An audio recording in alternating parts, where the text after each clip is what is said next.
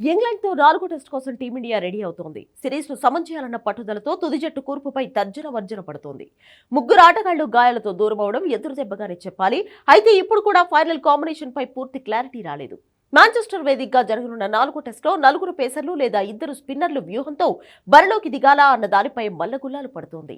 ఈ మ్యాచ్ కోసం తుది జట్టును చూస్తే ఓపెనర్లుగా జైస్వాల్, కేఎల్ రాహుల్ బరిలోకి దిగనుండగా వన్డౌన్లో కరుణ్ నాయర్కు చివరి అవకాశం ఇస్తారని భావిస్తున్నారు. దాదాపు 8 ఏళ్ల తర్వాత జట్టులోకి వచ్చిన కరుణ్ నాయర్ అట్టర్ ఫ్లాప్ అయ్యాడు. దేశవాళీ క్రికెట్లో పరుగుల వరద పారించిన కరుణ్ నాయర్ ఇంగ్లాండ్తో టెస్ట్ సిరీస్లో ఆడిన 3 టెస్టుల్లో కేవలం 131 రన్స్ మాత్రమే చేశాడు. మంచి ఆరంభాలు లభించినా అతను దాన్ని భారీ స్కోర్లుగా మలచలేకపోయాడు. దీంతో అతన్ని 4వ టెస్టు తుది జట్టు నుంచి తప్పించాలని డిమాండ్లు వినిపిస్తున్నాయి. కానీ కోచ్ గంభీర్ మాత్రం 4వ టెస్టులో అతన్ని ఆడించాలని భావిస్తున్నట్లు సమాచారం. దీంతో సాయి సుదర్శన్ కు మళ్లీ నిరాశ తప్పేలా లేదు.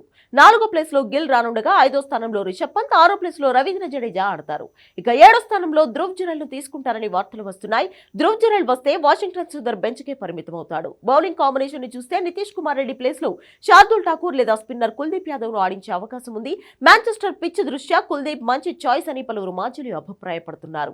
అటు పేస్ అటాక్ లో బుమ్రా, సిరాజ్లకు తోడుగా యువ బౌలర్ అంచుల్ కాంబోజ్ అరంగేట్రం చేయడం ఖాయంగా కనిపిస్తోంది.